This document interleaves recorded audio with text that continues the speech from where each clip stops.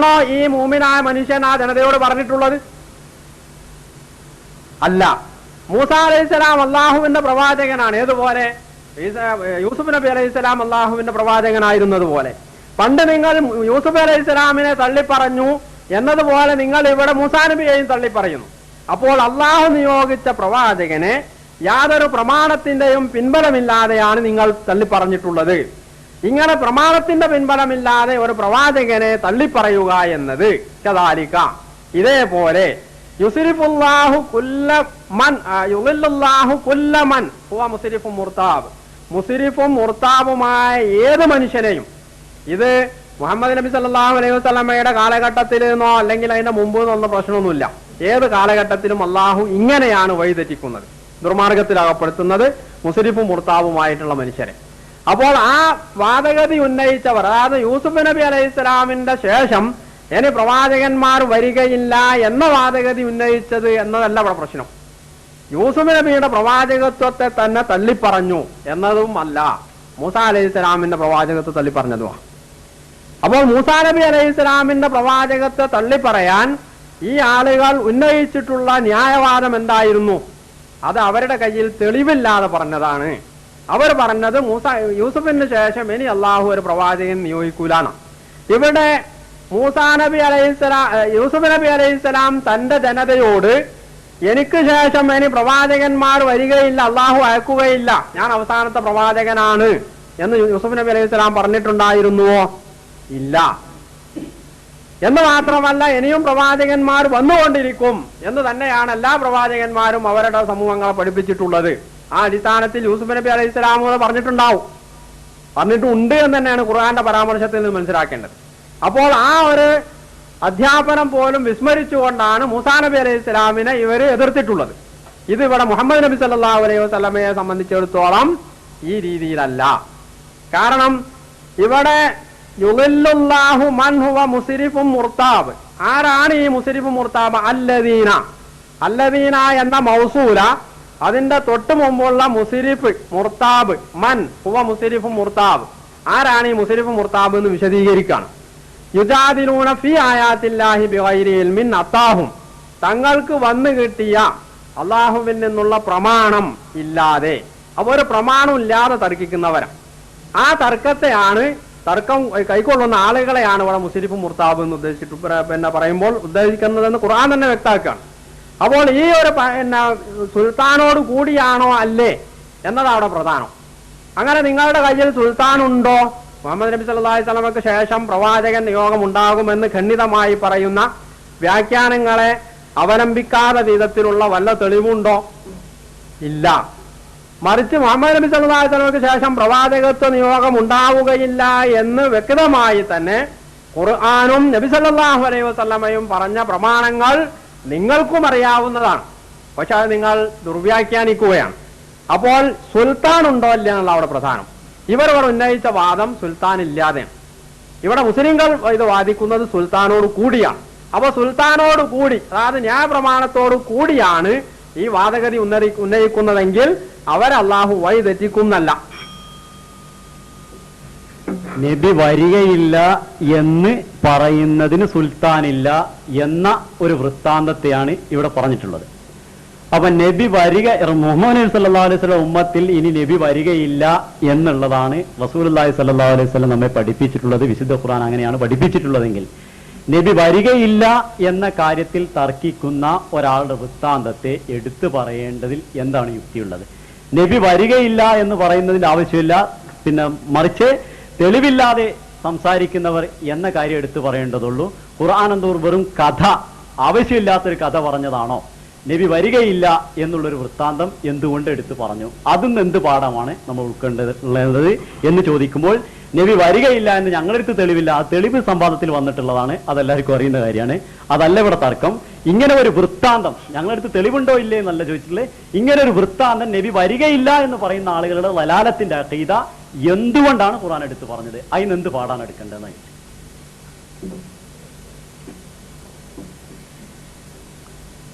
നബി വരികയില്ല എന്ന ഒരു വൃത്താന്തം നമ്മളെ അറിയിക്കുന്നതിലൂടെ നമുക്ക് എന്ത് പാഠമാണ് ഉൾക്കൊള്ളാനുള്ളത് എന്നതാണ് ചോദ്യം, അല്ലേ?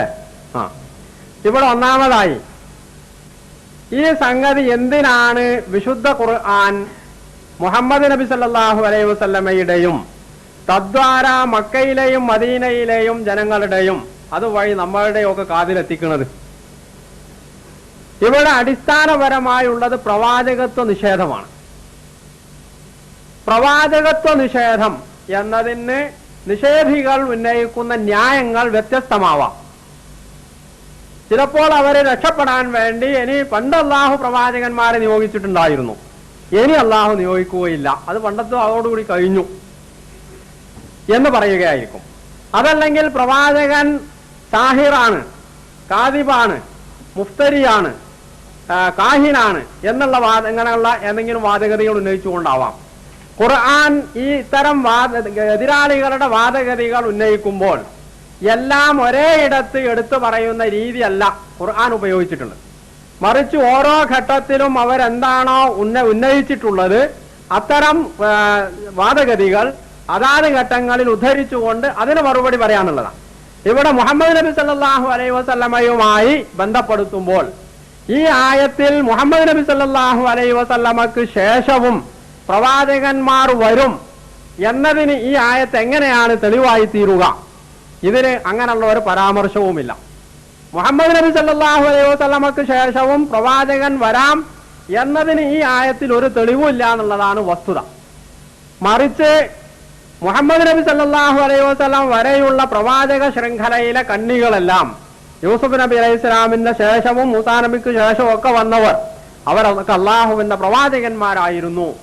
മാത്രവുമല്ല ഖുർആന്റെ തന്നെ മറ്റ് പരാമർശങ്ങൾ അനുസരിച്ച് ഈ പ്രവാചകന്മാരിൽ മുഹമ്മദ് മുസ്തഫ സല്ലല്ലാഹു അലൈഹി വസല്ലം വരെയുള്ള പ്രവാചക ശൃംഖലയിൽപ്പെട്ട ഒരാളെയും നിഷേധിക്കാൻ ഇത്തരത്തിലുള്ള വാദഗതികൾ ഉന്നയിച്ചുകൂടാ എന്ന ഒരു പാഠനവും കൂടി ഇതിൽ അടങ്ങിയിട്ടുണ്ട്. ഖൂലു ആമന്നാ ബില്ലാഹി വമാ ഉൻസില ഇലൈന എന്ന് പറഞ്ഞുകൊണ്ട് ഖുർആൻ ഇത് വ്യത്യസ്ത രീതിയിൽ വിശദീകരിച്ചതാണ്. അപ്പോൾ അള്ളാഹു നിയോഗിച്ച പ്രവാചകന്മാരെ അവർ അവസാനത്തെ ആളാണ് എന്ന് ഒരാളെ സംബന്ധിച്ച് പറയണമെങ്കിൽ അതിന് വ്യക്തമായ തെളിവ് വേണം. അതില്ലാതെയാണ് ഈ ആളുകൾ അത് പറഞ്ഞത്. ആ വാദഗതി അല്ലെങ്കിൽ ആ ഒരു ന്യായവാദം യൂസുഫ് നബി അലൈഹി ഇസ്ലാമിന്റെ കാര്യത്തിൽ സ്വീകരിച്ചുവെങ്കിൽ, ഇവിടെ മൂസാ നബി അലൈഹി ഇസ്ലാമിന്റെ കാര്യത്തിൽ സ്വീകരിച്ചുവെങ്കിൽ, ഇവിടെ മുഹമ്മദ് നബി സല്ലല്ലാഹു അലൈഹി വസല്ലമയുടെ കാര്യത്തിൽ മറ്റു ചില വാദഗതികളാണ് ഉന്നയിക്കുന്നത്. ഇത് പറയുമ്പോൾ മറ്റൊരു കാര്യവും കൂടി ഇവിടെ മുഹമ്മദ് നബിയുടെ ശ്രദ്ധയിൽ കൊണ്ടുവരികയാണ്. അതുപോലെ നമ്മുടെയും ജൂതന്മാർ വിശേഷിച്ചും മൂസാ അലൈഹി ഇസ്ലാമിന്റെ അനുയായികളാണ്. ഈ ആളുകൾ മൂസാ നബി അലൈഹി ഇസ്ലാമിനെ അംഗീകരിച്ചു പോരുന്ന ഈ ഭാഗം മൂസാ നബിയുടെ തന്നെ സുവിശേഷം അനുസരിച്ച് അതിന്റെ പിന്തുടർച്ച എന്നുള്ള നിലക്ക് വന്നിട്ടുള്ള മുഹമ്മദ് നബി സല്ലല്ലാഹു അലൈഹി വസല്ലമയെ നിഷേധിക്കുമ്പോൾ സ്വാഭാവികമായും നബി സല്ലല്ലാഹു അലൈഹി വസല്ലമക്ക് ദുഃഖമുണ്ടാവാം.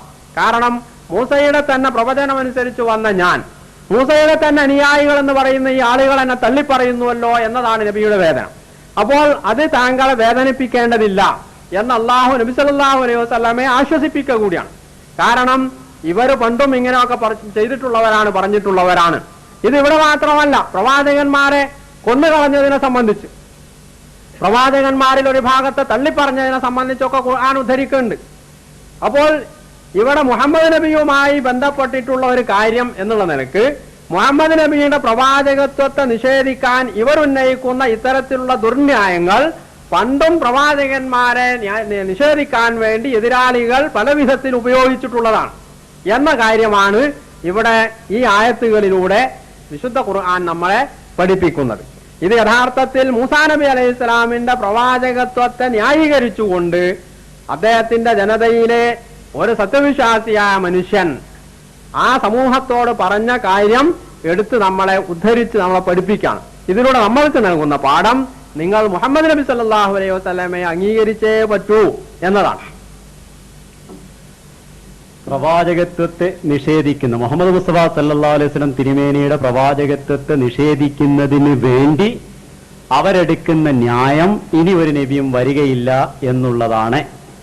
അതേപോലുള്ള ന്യായം യൂസുഫ് നബിയുടെ കാലത്തും അങ്ങനെ ഒരു ന്യായം വന്നിട്ടുണ്ട് എന്ന് റസൂൽ തിരുമേനിയെ സ്വാന്തനപ്പെടുത്തിയതാണ് ആയത്തിന്റെ വിവക്ഷ എന്നിവിടെ പറയുകയുണ്ടായി. അതേപോലെ ഓരോന്നിനും വ്യത്യസ്ത ന്യായങ്ങളാണ് പ്രവാചകത്വത്തെ നിഷേധിക്കുന്നതിനുണ്ടാവാറുള്ളത്. അതിലൊരു ന്യായം ആ സമുദായത്തിന്റെ ന്യായം ഇതായിരുന്നു എന്നും പറഞ്ഞു. അപ്പോൾ പ്രവാചകത്വത്തെ നിഷേധിക്കുവാൻ അവർക്കുണ്ടായിരുന്ന ന്യായം ഇനി ഒരു നബിയും വരികയില്ല എന്നുള്ള അവരുടെ വിശ്വാസമാണ് എന്ന് ഖുർആൻ പറഞ്ഞുകൊണ്ട് അത് ഈ ന്യായം, വേറെ ന്യായം ഒന്നും ഇവിടെ പറഞ്ഞിട്ടില്ല, ഈ ഒരു ന്യായത്തെയാണ് ഇവിടെ വൃത്താന്തമായി വിവരിക്കുന്നത്. അങ്ങനെ ഞാൻ ഇത്തരം കദാലിക യുളില്ലുല്ലാഹു, ഇതേ പ്രകാരം അള്ളാഹു ദലാലത്തിലാക്കുന്നു എന്ന് ഖുർആനിൽ പറഞ്ഞത് മുഹമ്മദ് മുസ്തഫ സല്ലല്ലാഹു അലൈഹി വസല്ലം തിരുമേനിക്ക് ശേഷം ഓതപ്പെടുമ്പോൾ ആ ആയത്തിന് ആ അർത്ഥം അതുവരെ മാത്രം അവസാനിക്കുകയും പിന്നെ ആ അർത്ഥം ഇങ്ങനൊരു അർത്ഥം കൊടുക്കാൻ പാടില്ല എന്ന് പറയുകയും ചെയ്യുന്നുവെങ്കിൽ അത് ഈ ആയത്തിൽ പരാമർശിച്ചിട്ടുണ്ടോ?